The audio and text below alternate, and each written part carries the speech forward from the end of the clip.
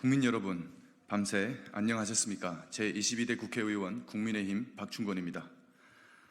지난 주말 저녁 가족들과 평화로운 시간을 보내시던 국민께서 갑작스러운 오물풍선 공습 예비 경보 문자로 불안에 떨어야 했습니다. 전국 곳곳으로 오물풍선이 날아왔기 때문입니다. 우리나라는 2일까지 총 900여 개가 살포된 것으로 잠정 집계하고 있으나 북한 정권이 조선중앙통신에 공개한 담화에 따르면 쓰레기 15톤, 오물풍선 3,500여 개에 달합니다.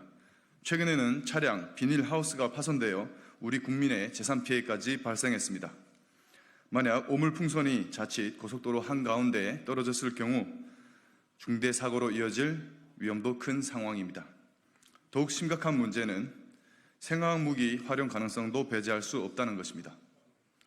북한은 일찍이 생화학 무기 연구소부터 공장까지 가동하고 있으며 김정은 국방종합대학교에서 화학재료공학을 전공했던 저의 경험으로 비춰봤을 때 현재 상당히 생화학 무기의 종류와 양, 기술적 측면에서 현재 상당히 고도화되었을 것으로 추정하고 있습니다.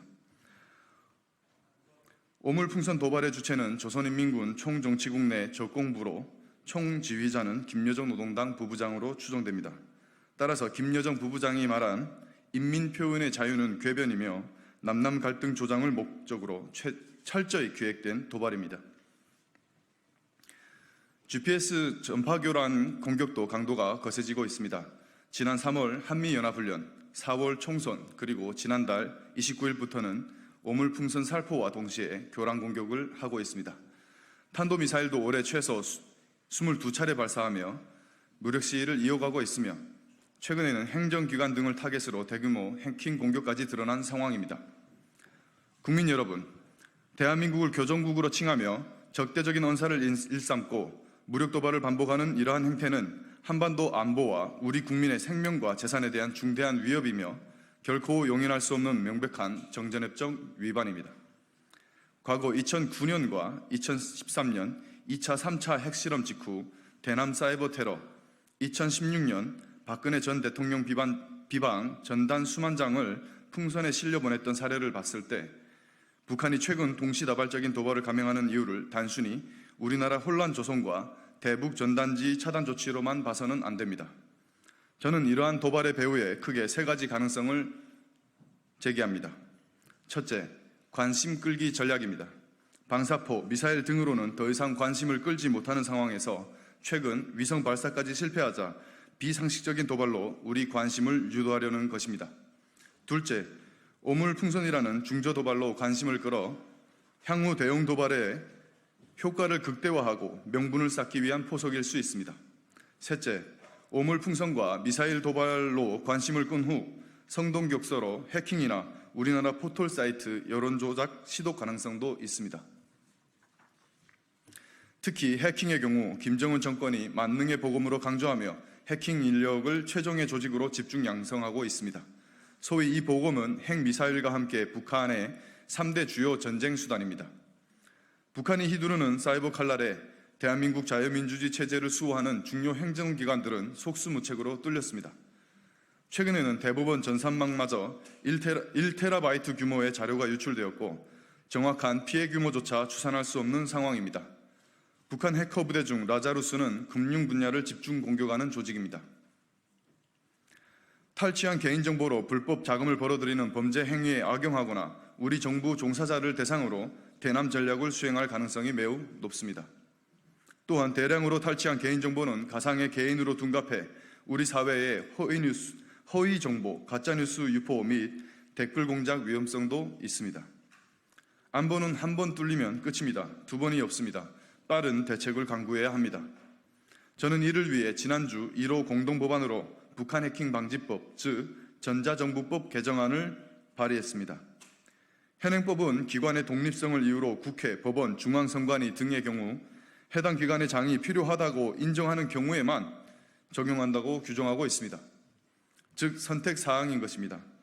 그런데 대법원과 같은 주요 헌법기관은 국정원으로부터 수차례 해킹 위협 경고를 받았음에도 불구하고 즉각적인 조치를 취하지 않았고 민간 보안업체를 통해 셀프 보안 조치를 하여 피해를 더 키웠습니다. 그래서 본 개정안은 선택이 아닌 의무를 규정했습니다.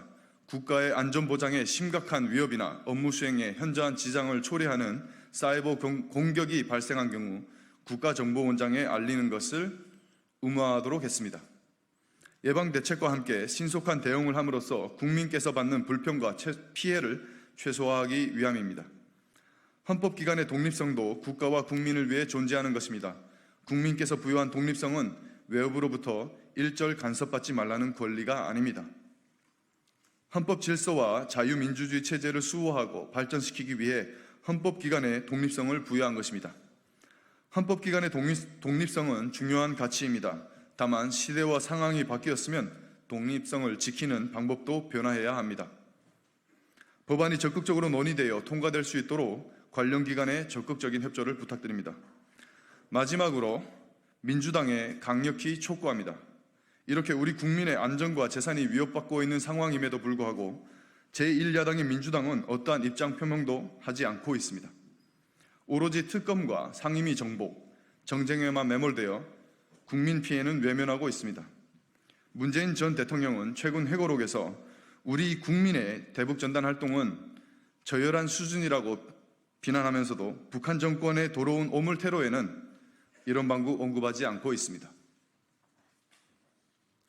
한술 더 떠서 박지원 의원님은 불과 몇 시간 전에 오물풍선 도발에 대해 종이 주고 오물 받는다, 되로 주고 말로 받는다면서 북한 정권이 아닌 우리 정부를 비판하고 나섰습니다. 민주당은 아직도 위장평화서의 향수에 젖어 북한의 의도대로 남남 갈등을 실행하고 계신 겁니까? 더 이상 북한은 이재명 대표의 말처럼 우리 북한이 아닙니다. 대한민국의 안보와 사회 질서를 위협하는 적대 세력입니다. 안보에는 여야가 없어야 합니다. 이제라도 북한 정권의 비상식적인 도발에 목소리를 내고 정부와 여당의 대응에 동참해 주시기를 강력히 촉구합니다. 우리 정부에도 요청합니다. 북한 정권의 도발에 효과적으로 대응하여 그들의 의도를 분쇄하고 계획된 미래의 도발까지도 차단해야 합니다. 비례성의 원칙에 따라 우리 국민이 입은 피해에 상응한 대응 방안을 강구하되 북한 주민이 아니라 김정은 정권의 피해에 초점을 맞춰야 합니다. 저쪽이 남남 갈등 유발을 목적으로 한다면 우리는 백두혈통과 주민의 갈등을 유발해야 합니다. 동시에 정부와 국회는 북한 정권의 이러한 정전협정 위반 행위를 국제사회에 널리 알려 공조하는 것도 서둘러야 합니다. 저 박충건이 가장 앞에 서겠습니다. 긴 시간 경청해 주셔서 감사합니다.